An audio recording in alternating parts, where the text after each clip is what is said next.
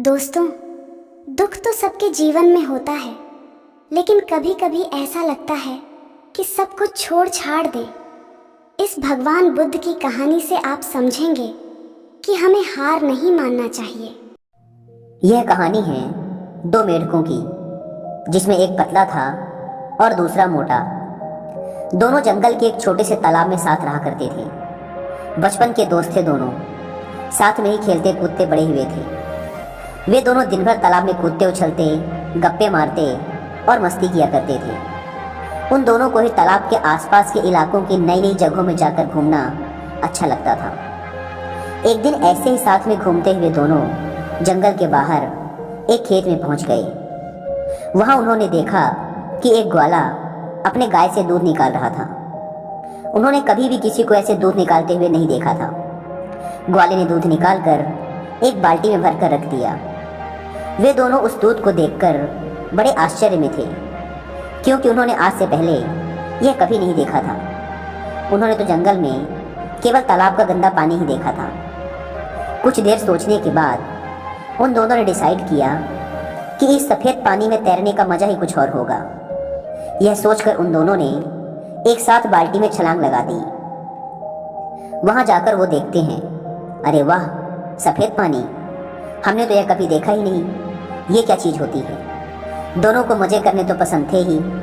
वे दोनों वहीं मस्ती करने लग जाते हैं। वे तैर रहे होते हैं, कभी वो गोता मार रहे होते हैं, वे निकल रहे होते हैं। खूब उछल कूद करने के बाद, पूरे मज़े करने के बाद, वो जो मोटा वाला मेढक होता है वो कहता है, चल यार, अब घर जाने का टाइम आ गया, जंगल वापस चलते हैं। वो पतला मेढक भी कहता है, हाँ यार, चल वापस चलते हैं। वे दोनों बाल्टी से बाहर छलांग लगाने की कोशिश करते हैं, पर वो बाल्टी बहुत बड़ी होती है। वे छलांग लगा नहीं पाते। वो दोनों बाल्टी के किनारे जाकर बाल्टी की दीवारों से छलांग लगाने की कोशिश करते हैं, पर वो देखते हैं कि वहाँ बहुत ज़्यादा फिसलन है। वे जब भी कूदने की कोशिश करते हैं, उनके पैर फिसल जाते हैं। उन्होंने लगातार कई बार प्रयास किया, कभी बाल्टी के बीच से तो कभी बाल्टी के किनारे उनकी दीवारों के सहारे कूदने का, लेकिन दूध की चिकनाहट और उसकी फिसलन की वजह से वे बाल्टी से बाहर नहीं निकल पा रहे थे। अब जो वो पतला वाला मेढक होता है वो मोटे मेढक को बोलता है, भाई देख, निकलना तो है हमें इस बाल्टी से बाहर, इसलिए हमें कोशिश तो करती रहनी पड़ेगी। पर हमने बहुत बार कोशिश करके देख ली, इसलिए मुझे लगता है हम खुद तो इस बाल्टी से बाहर नहीं निकल पाएंगे, क्योंकि यहाँ बहुत ज़्यादा फिसलन है। तो हम क्या करते हैं, हम तैरते रहते हैं। अगर हम तैरते रहेंगे तो कोई न कोई आकर हमें बाल्टी से बाहर निकाल ही देगा। मोटा मेढक उस पतले मेढक की बात मान लेता है और दोनों तैरते रहते हैं। 1 घंटा, 2 घंटे, 3 घंटे हो गए, वो तैरते रहते हैं। कोई आकर उन्हें बाल्टी से बाहर नहीं निकालता। अब जो मोटा मेढक होता है वो तैरते तैरते थक जाता है। वो कहता है, भाई, अब मैं और पैर नहीं चला पाऊँगा। कई घंटों से तैरते तैरते मैं थक चुका हूँ। वो पतला मेढक कहता है, भाई देख, अगर तू पैर चलाना बंद कर देगा तो डूब जाएगा और कुछ देर में सांसें रुक जाएंगी और तू मर जाएगा। अपन को मरना नहीं है भाई, तू पैर चलाता रहे। वो मोटा मेढक थोड़ी देर तक पैर और चलाता है, फिर कहता है, भाई देख, हमने बहुत साथ दिया एक दूसरे का। हम दोनों बचपन के दोस्त हैं, आपस में बहुत मस्ती की, हंसी ठिठोली की, हमेशा साथ रहे। लेकिन मुझे लगता है कि आज ये सब खत्म होने वाला है। आज हो सकता है कि ये मेरी ज़िंदगी का आखिरी दिन हो। मैं और मेहनत नहीं कर सकता, मैं और पैर नहीं चला सकता, और अब शायद मैं डूबकर मर जाऊंगा। और उस पतले मेढक की आंखों के सामने उसका वह बचपन का दोस्त डूबकर मर जाता है।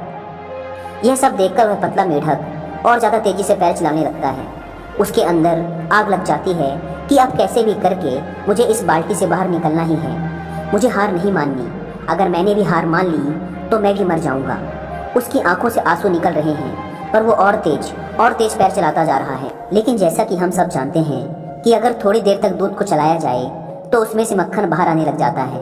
और बिल्कुल ऐसा ही हुआ, क्योंकि बहुत घंटों से वो दोनों मेढक उस दूध में पैर चला रहे होते हैं, इसलिए उस दूध से मक्खन बाहर आने लग जाता है। साथ ही कुछ घंटों से रखे रहने की वजह से दूध कुछ जमने भी लगता है, दही जैसा सेब लेने लग जाता है। दूध के जमने और मक्खन के बाहर आ जाने से मेढक देखता है कि दूध थोड़ा गाढ़ा सा हो गया है। अब वह पहले जैसा चिपचिपा नहीं रहा। वह उस मक्खन के ऊपर बैठकर पूरे जोरों से एक छलांग मारता है और वो बाल्टी के बाहर आ जाता है। बाल्टी से बाहर आने के बाद कुछ देर तक तो उसे समझ ही नहीं आता कि आज उसके साथ क्या हुआ। उसका सबसे अजीज दोस्त, उसका बचपन का यार आज उसकी ही आंखों के सामने डूब कर मर गया था। और उसकी मौत क्यों हुई? क्योंकि उसने हार मान ली। अगर वो भी थोड़ी देर तक और पैर चलाता रहता, हार ना मानता, तो आज वो भी जिंदा होता, तो आज वो भी बाहर आ जाता। दोस्तों, इससे पहले कि हम कहानी में आगे बढ़ें, मैं आपके साथ कुछ शेयर करना चाहूँगा। नेवर गिव अप एटीट्यूड, कभी हार ना मानने की आदत, यह कोई ऐसी आदत नहीं है जिसे कोई इंसान अपने साथ लेके पैदा होता है, बल्कि यह तो हमारी मेंटल टफनेस पर डिपेंड करता है, जिसे हम टाइम के साथ डेवलप कर सकते हैं बहुत से चैलेंजेस फेस करके। लेकिन जैसा कि मैं हमेशा बोलता हूँ, कोई भी चीज़ एकदम से नहीं होती। उसके लिए पहले हमें अपना माइंडसेट डेवलप करना पड़ता है, और माइंडसेट डेवलप करने का सबसे बेस्ट तरीका होता है उस फील्ड की किताबें पढ़ना। अगर आप भी अपने अंदर never give up attitude build up करना चाहते हैं, तो मैं आपको कुकू एफएम पर कुछ ऑडियो बुक रिकमेंड करना चाहूँगा। पहली ऑडियो बुक है द अचीवमेंट हैबिट। एक दूसरी ऑडियो बुक है conceive it, believe it, achieve it by Napoleon Hill. एक बहुत ही शानदार बुक है। और एक तीसरी ऑडियो बुक है जिसे अभी इसी वीक मैंने भी कुकू एफएम पर सुना है, मुझे बहुत पसंद आई और मैं इसे आपको स्ट्रांगली रिकमेंड करना चाहूँगा। वो है success through a positive mental attitude. ये ऑडियो बुक आपको सिखाएगी कि अपनी पॉजिटिव थिंकिंग के दम पर इंसान कुछ भी अचीव कर सकता है। कुकू एफएम इंडिया का one of the best audio listening platform है, जहाँ पर आप किसी भी लैंग्वेज में ऑडियो बुक सुन सकते हैं। कुकू एफएम के पूरे 1 साल का सब्सक्रिप्शन 399 रुपीज़ का है।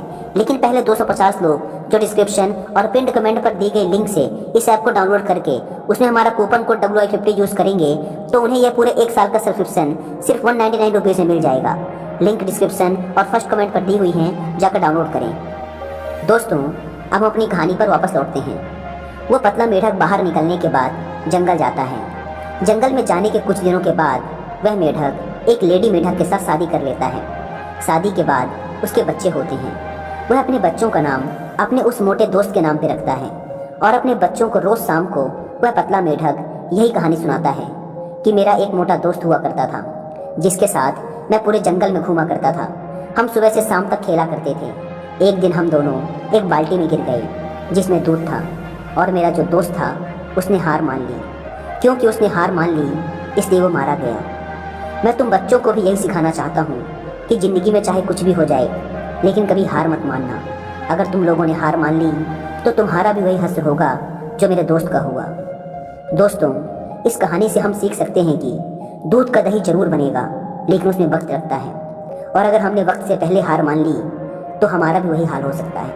हो सकता है हमें ज़िंदगी में अभी तक वो सब ना मिला हो जो हम चाहते हैं, लेकिन लाइफ में मिलता उन्हें ही है जो कभी हार नहीं मानते। ये भी हो सकता है कि हमें वो सब ना मिले जिसे हम हासिल करना चाहते हैं, लेकिन हमसे ये सुकून कौन छीन पाएगा कि हमने उस चीज़ को पाने के लिए आखिरी दम तक प्रयास किया।